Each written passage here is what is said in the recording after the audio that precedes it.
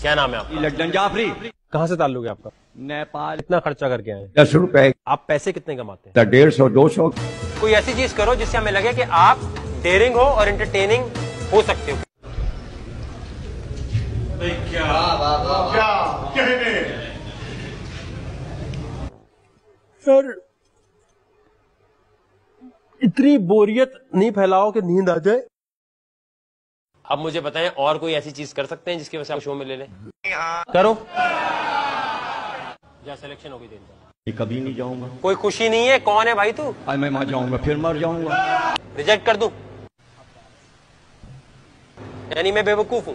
अब ये तो किसी किताब में नहीं लिखा। Get out. आउट। भी नहीं जाऊंगा। आउट।